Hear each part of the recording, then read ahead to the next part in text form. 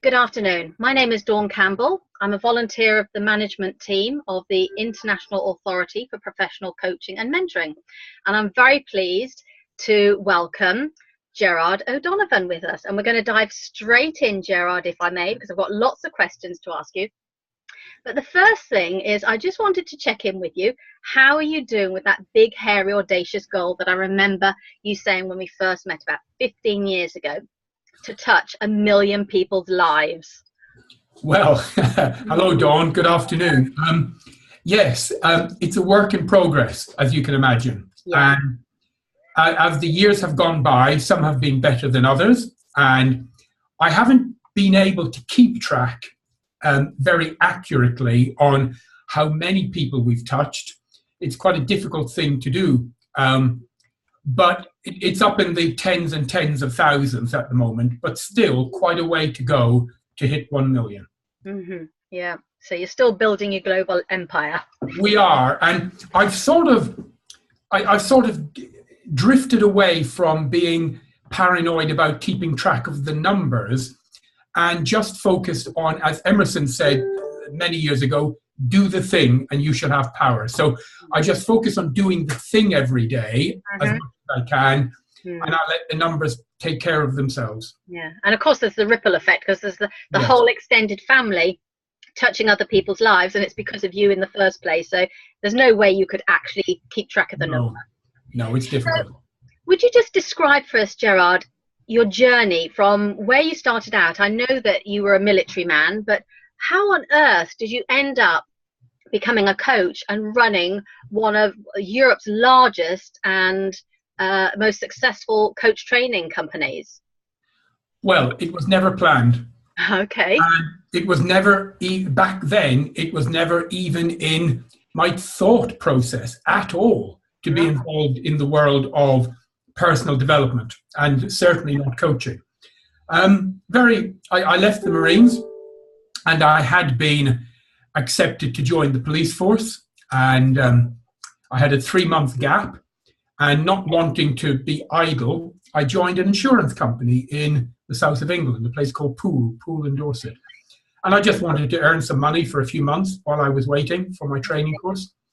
And I really enjoyed it. And I really liked the insurance industry, even though I found it difficult. I was on commission only and cold calling and everything that sits behind that, all the anguish. But I liked it. And I liked being an entrepreneur, and I liked being self-employed and being in charge of creating my own income each month, or as in many cases in the first year, not creating any income at all. And the struggles that go with that. So I decided to stay and do that. And I built up quite a large insurance business over many years.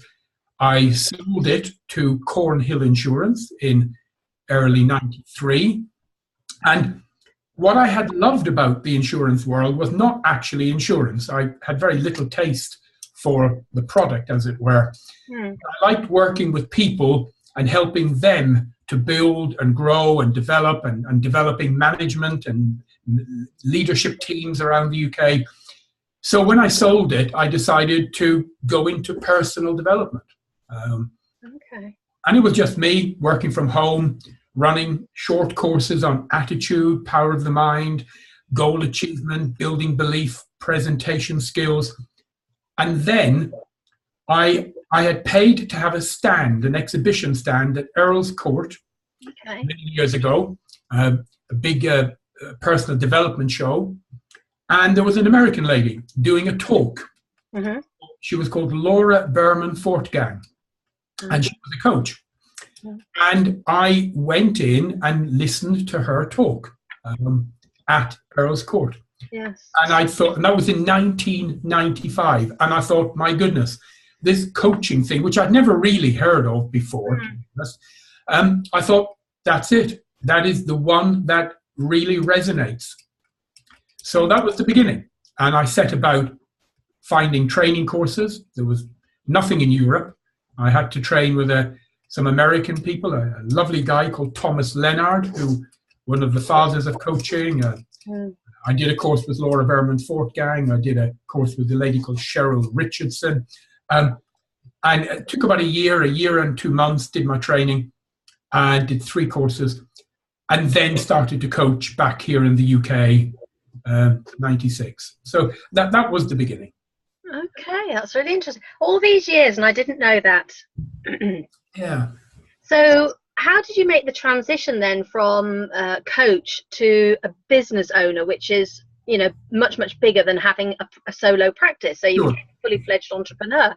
Well, for 3 years, 96 to 99, all I did was coach, just me as an individual, reaching out to the marketplace, getting my own personal clients, practicing and learning coaching and putting it into force every day, learning how to market, learning how to deal with clients.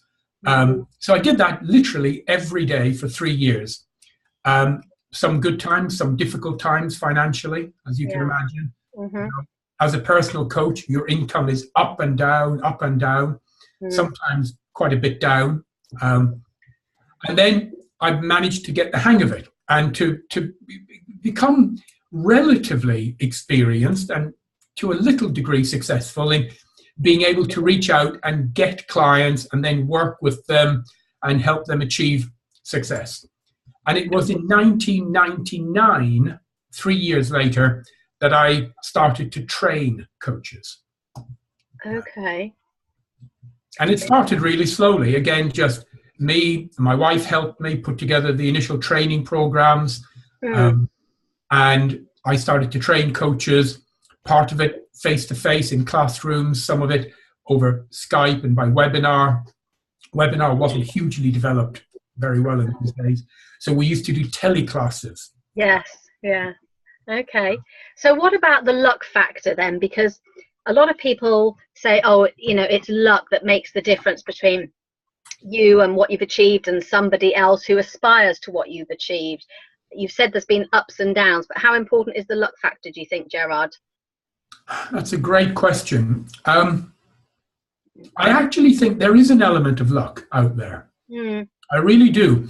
And because we all know stories of people who've tried and the universe has not smiled on them. But I think that luck and perseverance go very much hand in hand. And I think there is no luck without discipline and perseverance. So I think you have to work really hard. You have to be focused on what you want. And this may sound weird, but I do think that the universe tests us all and puts obstacles and barriers in our way. And when we manage to break through those, and you know, they don't break us, we break through them, then I think at that point the universe almost smiles on us and puts luck in our way. Now that's not a very good, not a very articulate way of explaining it, but so what I'm saying is, I think there is luck, but it is absolutely linked with our focus, our vision, our hard work, and our perseverance and discipline. Yeah. So in a way, we make our own luck. I think we do, to a great extent. Yeah. So how would you describe your first big break, Gerard? Well, I suppose when I went from running the course, in the early days, that I made absolutely no money from doing the coach training. And I got my pricing completely wrong, and I marketed it to the world at a price that was below what it cost me to deliver. And that was a bit of a shock. So I was having to do my own coaching all day, every day, at the same time as recruiting students, at the same time as then delivering all the teleclasses, marking all the written work, doing all the face-to-face training, and it became quite a bit of overwhelm. Yes.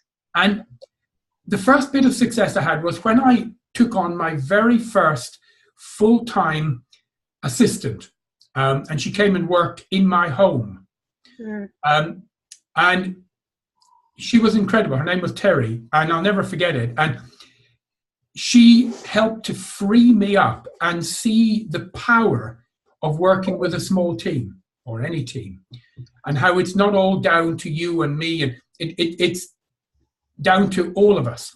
And that was a real eye-opener, and it freed up a lot of my time. She did a lot of the admin, the customer care, the student support, setting up teleclasses, recording them for me when I would do them. And it took a lot of weight off my shoulders. Okay, so Terry was quite a catalyst then, from changing your vision to a solo person to a real entrepreneur. Absolutely. Quite a leap of faith as well, wasn't it, to take on somebody at that stage? It was, and she was just magnificent. And she was with me for many, many years, and then she and her husband moved to America, and we still keep in touch today. But then I took on another administrative person. Then we moved out into a small little office in the town, out of my home, more like a big cupboard, really. And then I took on someone to help me with marketing.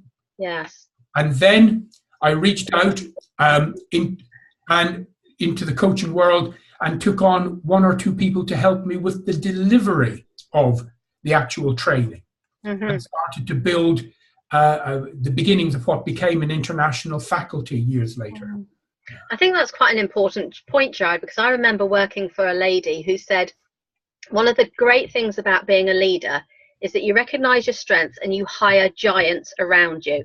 And so what you've just said is one person can't do it all, so you outsource. Yes. Either what you're not good at or what you need help with. And that's what a lot of coaches and mentors and solo entrepreneurs have problems with. They're not making enough money, so they can't take on people, and they can't take on people, so they don't grow. And it does demand that leap of faith in yourself and acting as if almost, doesn't it? Oh, it really does. And you and I have spoken over the years, and you will now know that I am just, I speak with the voice of a converted zealot when I talk about building teams. And one of the big mistakes that a solo entrepreneur makes time and time again is they say, I cannot afford to take on someone to help me. And yet, when you do take on someone to help you, and you have to train them, it takes a few weeks to train them, but my goodness, they will repay themselves or for themselves many, many, many times over. And it frees up your time to do what you are good at. And what you love and are passionate about. Yeah. At the end of the day, and I'm sure, having been through your course, there'll be hundreds of thousands of people who say, the reason why they went on your course, Gerard, is because they bought you. You know, it's the charismatic you on the stage that people aspire to. I can do that as well. And you're not free to do that if you're doing invoices and marketing and blogging, etc. So it is a big leap of faith, but I think that is a very valuable nugget that you've just shared with everybody. You've got to do it. And the important thing is today, unlike when I did this and I took on full-time people working in my office on a salary and bonuses, today we are blessed. We have this outsourced economy, shall we call it that. And you can now take on incredibly gifted, talented people from all around the world who work from home mainly, but are very motivated to work with you, doing the things that you don't wish or want, are capable of doing, and they do it very well at a very, very reasonable rate. Yeah, I mean, that just wasn't available to you back then, was it? But it is now. Not at all. So today, coaches starting off are blessed in many ways that we weren't before. Plus, of course, there's an awareness in the world about coaching that there wasn't 20 years ago. Yeah. But you also had the advantage as well, Gerard, because it meant that you were a pioneer and you weren't in that sort of lost in the sea of sameness that many coaches are now. You could really stand out from the crowd. You could, but that brought its own challenges, because I would say to people, I'm a coach, and they would say, which football team? Or they would say, how much is a single ticket from London to Manchester? And does your coach have toilets on? So, and then I would have to get into this what I found in the early days, quite difficult conversation. Well, no, I'm a life coach. Let me explain what that means. And then I would come up with the resistance. What do I need that for? I can talk to my friends around my kitchen table if I need any guidance. So yes, it was pioneering, but we were chipping away at a mountain that, and having to educate people in an area that they didn't even know existed. Yes. And convince them to spend money on a service that many of them were hesitant and skeptical about. Yeah, because it's not tangible. They don't get the results until afterwards. Yeah. Whereas now you go on YouTube, and Eric Schmidt, the head of Google, last year did a wonderful short video saying every person in the world should have a coach. And then he said every manager in the world should have a coach. So we have all of this now confirmation around us. It's on reality TV shows, it's on soap operas. The presidents of the world have life coaches and talk about it. So we no longer have to convince people. It's there. Yeah, I mean, coaches are part of somebody's dream team. Anybody who aspires to be successful, they're going to have a supervisor, a mentor, a coach, just like they've got a housekeeper, a hairdresser, a personal trainer, or whatever. It's perfectly normal these days, isn't it? Absolutely. So describe what you do on a day-to-day basis, Gerard, if you would, because for years you've been convincing me that you're retiring and that you're a virtual CEO, but you seem as busy as ever to me. I know, and I'm glad my wife isn't in the room, because this is a conversation that we've had so many times. I remember when I was 40, she said, can I remind you that you told me you were going to retire when you were 40? And then I said, no, it'll be 45. And then I said, no, it'll be 50. And now I'm 59. And I have no desire whatsoever, because I thoroughly love what I do. But to get back to your question, what do I do? Although I'm sitting in my office now, I'm rarely here. I'm away perhaps 2 to mainly 3 weeks of every month. So my office is my laptop and my headset and whatever hotel room I tend to be in. And although that may sound a bit strange, at this moment I love it, because I spend my time traveling the world, meeting our teams, our people, our partners, our students, our coaches, so many of whom have become now great friends. And I call myself a virtual CEO because I haven't quite successfully managed it yet, but I'm 90% there. But I've managed to sort of delegate about 90% of everything I do, so that it frees me up to just do what I like to do. Okay, so that sounds like a perfect job spec. You now do the things that you love. Yes. But it is still a massive part of your working life, isn't it? Rather than it diminishing as you're coming to retirement age, it's actually still a very big role, but it is just all the things that you love.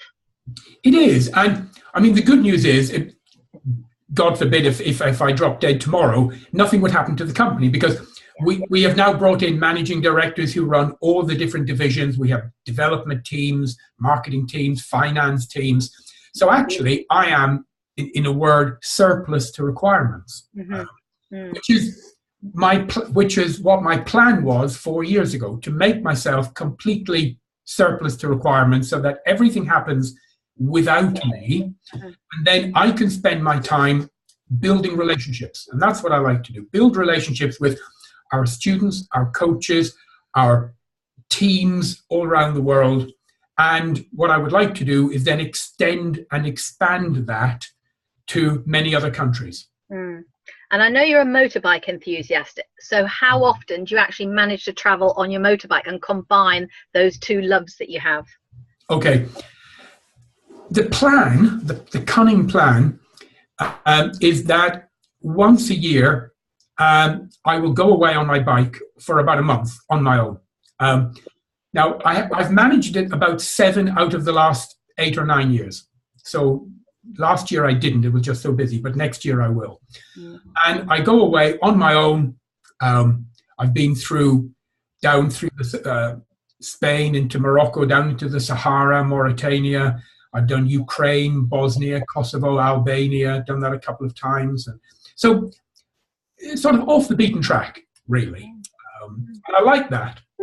And what I love about motorbiking is two things. One, it's very meditative. I know that sounds strange, but when you're in a motor car, there's always noise. You put the radio on, you play music, you almost can't help yourself. Or there's a passenger and you're talking to them. On a bike, you're left with your own thoughts constantly for hours on end. And there is no music, there is no one to talk to. It's also very, I call it elemental. You can feel the elements, you feel the wind in your face, you feel the rain. Whereas in a car, it doesn't matter what the weather is outside, you are in an air-conditioned little bubble. You are divorced from the elements. So biking is elemental, it's meditative, and you have your own wits to rely on, nothing else. How many hours does it take for the real meditation to kick in and for the thoughts to stop and for you to notice, actually, I'm really involved and noticing the inner me now? About 10 days. Really? Take 10 days on the bike, whatever journey I'm on, about 10 days of riding, wherever I'm going, and then everything just changes. You're feeling, I don't want to be crude here, but your bottom doesn't get numb anymore. You don't get tired. You're in the flow of it, you know? Yeah. I wonder if that's got something to do with, because I do Vipassana and we have 10-day silent retreat. So I wonder if the 10 days is the optimal type of thing. We have 10 days silence, and it takes that time really for you to de-stress, decompress, and stop thinking. It pretty much does, yeah. Okay. And to forget, because the first few days, you're still thinking about your business, your work, your family, your children, what's happening at home. And it takes time to just de-stress out of that. Yeah. I've always thought that's why a 2-week holiday isn't long enough for people. They really need to have 3 weeks for their main holiday because of that 10-day period. Yeah. And 1 week definitely is not enough. And I read something in Fortune or Time magazine last year that a 1 week holiday can even add to people's stress because they're thinking about work the whole time they're away and their stress level builds. And then they come back to a mountain of stuff that has built up in their absence. So, yeah, you've got to feel sorry for the Americans with only 2 weeks holiday a year. Yeah. Although I still take my little laptop with me and I still keep on top of things, but I'm quite rigorous as to how much time I will allow myself when I am on my bike trip. So what would be your definition of success now, Gerard, now that you're older and wiser? Just being happy and contented at what you do. Having peace of mind. It's not about stuff. It never has been about stuff. It's not about money. Although people do need a certain amount of money to just cover the basics in life. But as Brian Tracy would say, enough is enough. Yeah. It's about peace of mind. And that's to do with the ego, because the ego is always forcing us. And the ego constantly makes us compare, which is a dangerous thing to do. Compare ourselves with other people and what they do and what they have and so on. And that's a destructive thing to do. Yeah, I can relate to that, Joe, because as you know, I spend 5-6 months of the year in my motorhome traveling. And it's really made me aware in the last 5 or 6 years since I've been doing this, that actually when we go back to our big 16th century farmhouse, it's full of stuff that I haven't missed. I haven't thought I want that pair of shoes or those earrings or that CD or that book or anything. It literally makes me realize it's just all stuff. Yeah. In the motorhome, I have all I need to survive. And I don't know whether it's age that does it to you, but you begin to realize the sunshine and feeling content and going straight to sleep at night. Those are the things that make you feel incredibly wealthy. And eating well.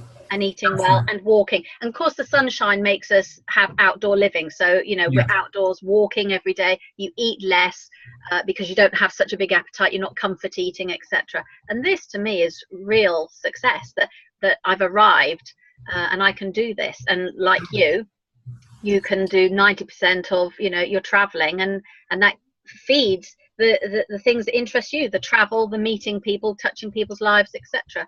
I kind of think those key words about stuff are wasted on the young, though, because it's all about accumulation as you're growing up. It's about measuring yourself and having that benchmark as how well you're doing against somebody else. But of course, it's difficult, as you say, to tell the younger people that, because they're in a place in their lives when they don't really want to hear that. Many of them equate success with accumulation. Yes. And it's only when you get perhaps a tiny little bit wiser and older that you realize that that's not the thing at all. And you and I, the Germans have an old saying, and I can't do a German accent, but it says, too quick old, too late smart. Yes.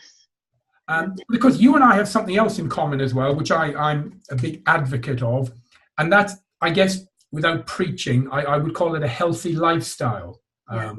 In terms of food, nutrition, exercise. You are what you do. You are what you eat, or as we say, you are what you assimilate. Yes. Yeah. So when you reflect back then on your business success, what do you wish you had known then that you know now that would have made the difference? The importance of relying on and trusting your teams and your people. Okay. Trusting them to do the right thing and not having to micromanage and demand that it's done your way, because you and I and everyone has our own idea of how we would like things to build and grow and happen, but yet other people can achieve similar goals by doing things in a different way, by having a different approach, a different method. And I think it's wrong to only insist on it being your way or my way. So trusting your people, trusting in their creativity, and giving them the freedom to go and achieve it. Yeah. And that, again, is another massive leap of faith, because a lot of entrepreneurs would probably admit they're control freaks. Yeah.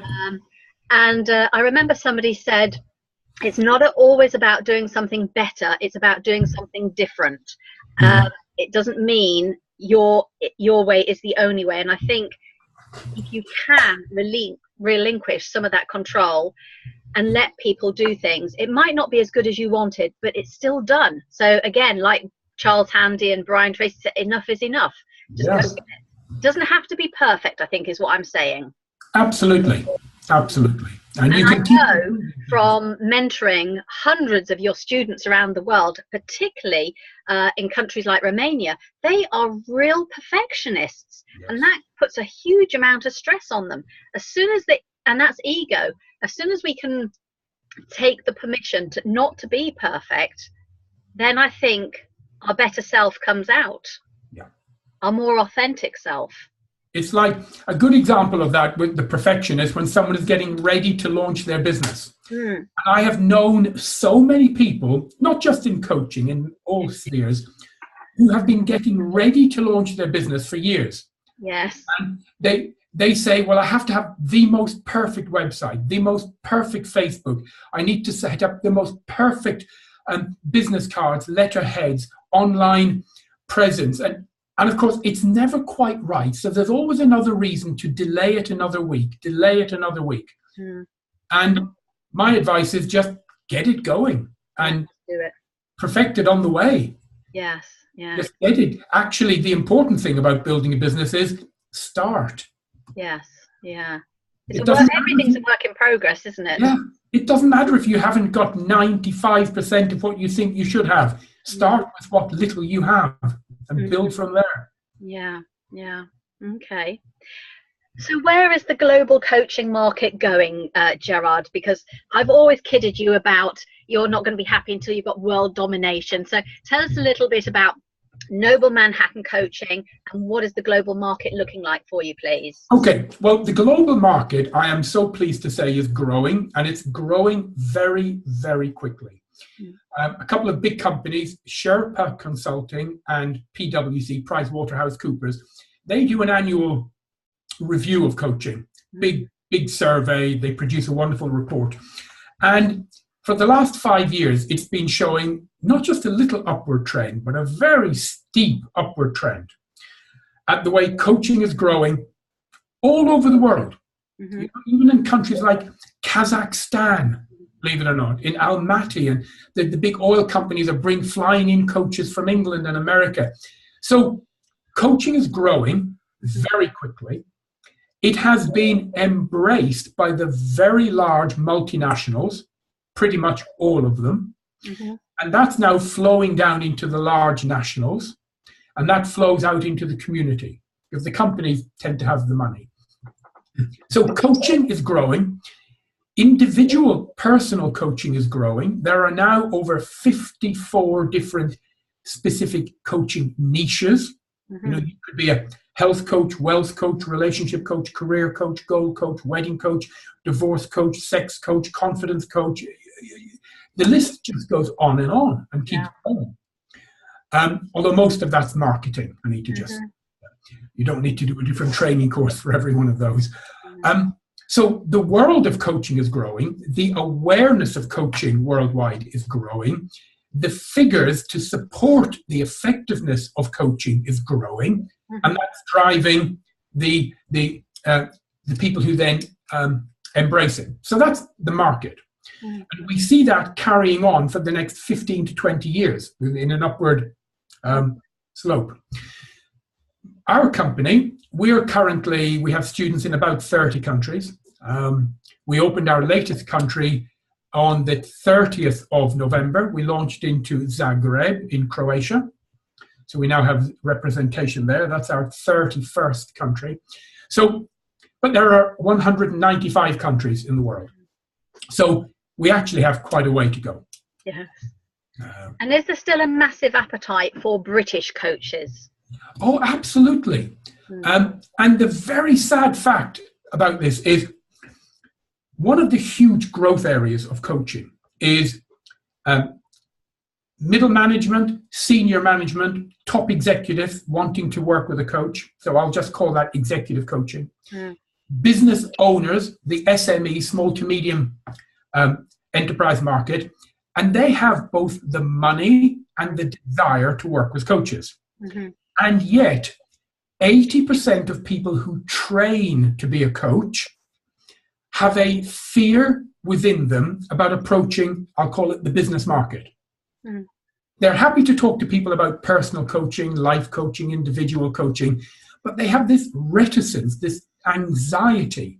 They think that executives are strange beasts that will eat them. So one of the biggest growth areas is in the business executive world, and it's the part that most coaches are not marketing themselves to. So actually, there is huge opportunity for growth for coaches in those type of areas and others. Okay. And are you still personally coaching, Gerard? I am. I don't have many. I have about 5 full-time or ongoing regular clients at the moment. I don't particularly want many more than that. No. That suits me fine. And I'm in the lucky position that, you know, I can afford to say, no, thank you, which many years ago I couldn't have possibly afforded to have done. But yes, I do have my own, but not that many. Okay. All right. So if somebody wanted to train as a coach, and I kind of think life coach is almost a bit of a niche market now because everybody is something else. Yes. There's very few life coaches anymore. But if somebody wanted to train in life coaching, why would they pick Noble Manhattan? What are the USPs for you as opposed to another training provider, please? Okay, well, obviously I'm biased, but sure, there's 2 or 3 reasons really. Yes. One is we have a very global outlook. So we are able to put our students in touch with thousands of other coaches from over 30 countries worldwide and give them a really global community to be part of. Second, our course is one of the most in-depth, I believe, on the market, with over 350 hours of total training and studying and delivery. The average course is about 200 hours, so we're 350. We allow people to come back again and again and again free of charge. We carry on supporting them completely free of charge for the rest of their life after they've trained. But I guess if I had to encapsulate it in like a sentence, I would say that we care more for them than any other coach training company in the world.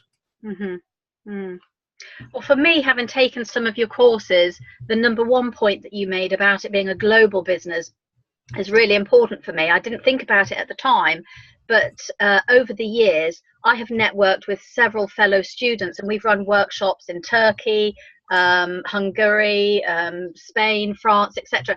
And as I've got older, I've realized I don't actually want to work on my own. It's more fun, it's half the work, etc., etc., if I create little joint ventures with people I have things in common with. So that's been a really valuable benefit for me, just staying in touch with the larger family. Yes, indeed. And in fact, I came back 2 weeks ago from Tenerife, and we had one of our international training programs, and we had 75 people attending 4 different courses happening in the same week, at the same hotel, but 4 big different training rooms. But we all had breakfast together, lunch together, evening meal together. Yeah. And there were people from America, Singapore, Turkey, Canada, Ireland, UK.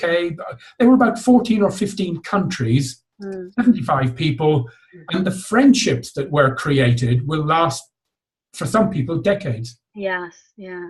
What about the American market? I mean, that's quite unique. How are you finding breaking into America, Gerard? Yes, we opened an office in Richmond, Virginia, about a year ago, and it's doing rather well. And we're finding every market is different. Where we're getting a lot of, if I use the word traction, is working in the middle to senior management market. So talking with organizations and companies, and they are putting a lot of their managers onto some of our courses. Okay. And we're finding that we're getting more middle and senior managers than, I guess, in other markets like the UK, the bulk of our students are individuals who are paying for themselves. Counsellors, therapists, market management consultants, corporate trainers, and the like. So they're not necessarily going to become life coaches because they're employed. It's about giving better communication skills to do their existing job. Yeah, and it's different in every country. In Poland, it's about 60% managers and 40% individuals. In the UK, it's 70% individuals, 40% managers. In America, at the moment, it's 70% managers. And every country is a little bit different. Yeah, okay. Well, I've just got a couple of questions because obviously as a virtual CEO, I appreciate your time is very precious. Dead or alive, whose brains would you most like to pick? Elon Musk. Oh, and why? Oh, although I've never met him, I have the hugest respect for him, and he has visions that are so far beyond the common man, shall I put that. He's not scared to have a most audacious goal. I mean, not just big, but bigger than big. And I think that's wonderful. Okay. So you're on a desert island. What book and piece of music would you take and why? Piece of music, I would probably take one of the classics, Mozart or Chopin. They stimulate, there's so much study now to show that they stimulate thinking and learning and growth. And I love those. Literature, something like Think and Grow Rich by Napoleon Hill. Because although I've read it so many times, it's one of these books that I can come back to again and again. And each time I have a little epiphany moment. And your luxury item?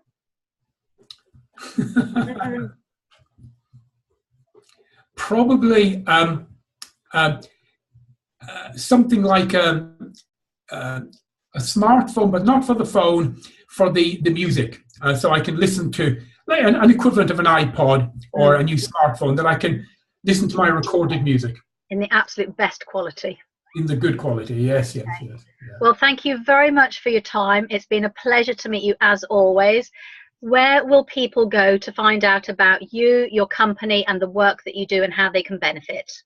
Oh, I guess our website would be the best. It's noble-manhattan.com.